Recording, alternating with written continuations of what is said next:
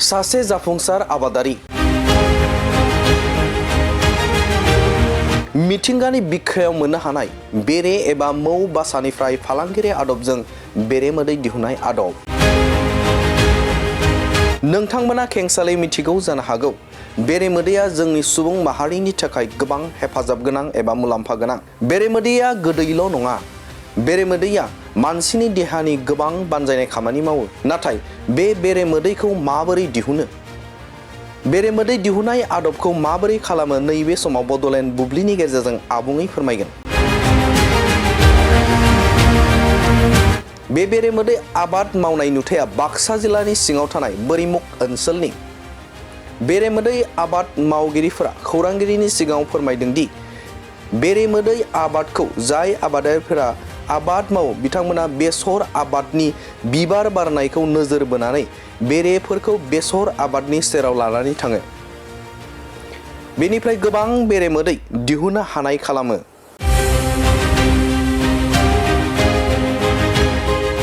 बिथांमोना फोरमायनाय बायदिब्ला बे बेरेनि जोलैया इटालियान हादोरनि। बे जातनि बेरेफोरा आबादारिफोरनि आबादखौ मदद होनायजों लोगोसे बेरे मोदै दिहुननायावबो गोबां मोजां होननानै फोरमायदों।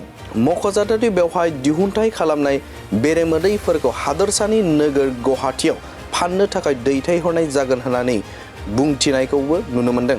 मख'जाथावदि बिटिआर सोरखारनि नाजानायावबो थांनाय समाव गोदै जांख्रिथाय खालामना बिटिआर हालामाव बेरे फिसिनायखौ फोरोंथाय होनायखौबो नुनो मोन्दोंमोन। पूर्णिया बिहार से। सर आप बोलिए क्या है? ये मधुमक्खी है, इटालियन मधुमक्खी। ये जो है इटालियन मधुमक्खी, किसान को इससे 16% फसल का वृद्धि होता है। साइंटिस्ट का खोज है। उसी के तहत पदाधिकारी लोग हम लोगों को बरपेटा से यहाँ इधर बोला आप लोग जगह जगह पर लगाइए, फसल पर वृद्धि होगा। इसलिए हम लोग आते हैं, इससे शहद भी थोड़ा बहुत हो जाता है और किसान को इससे भी लाभ है। प्रोडक्शन अगले साल से अधिक है, कम है, क्योंकि अब की बार अच्छा नहीं है। ये तूरी का फसल कम है अब की बार। कितना लीटर अभी तो शुरू किया, अभी तो वही 100 लीटर के आसपास में निकाला है। टोटल कितना निकलेगा? तो एक अनुमान है कि मौसम अभी वेदर जो मौसम के अनुसार इस पर होता है।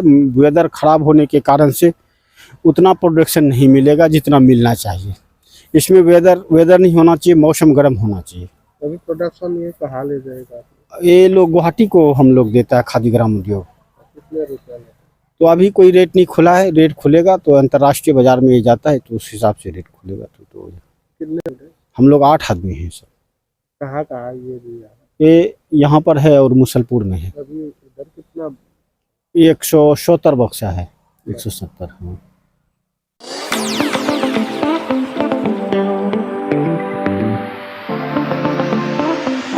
सानाय सुनाय बेरामनि जेंनायाव गोग्लैना थानायफोरनि थाखाय गोजोनथाव खौरां। गावनि देहानि सानाय सुनायखौ लानानै दुखुआव थानो गोनां गैला। जुदि नोंथाङा सानाय सुनाय दंब्ला जिंगासिनांगौनि गोनांथि गैया। नंगौ, चिरां जिल्लानि बेंटल गेट चापागुरियाव थानाय एसआइ निउर'थेरापि सेन्टाराव नोंथाङा गोरलैयैनो देहानि सानाय सुनायखौ फाहामथाय लानो हागोन।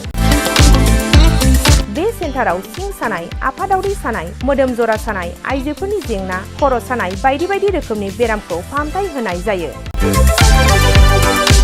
बे एसआइ निउर'थेरापि सेन्टाराव बेरामिया थानानै फाहामथाय लानो हानायनिबो सुबिदा दङ। नोंथाङा एसआइ निउर'थेरापि सेन्टाराव फाहामथाय लानो गोसो दंब्ला नैबे जानबुं नम्बर 7620160459 नङाब्ला 9476977956 आव थोंजों सुलाद लानो हागोन।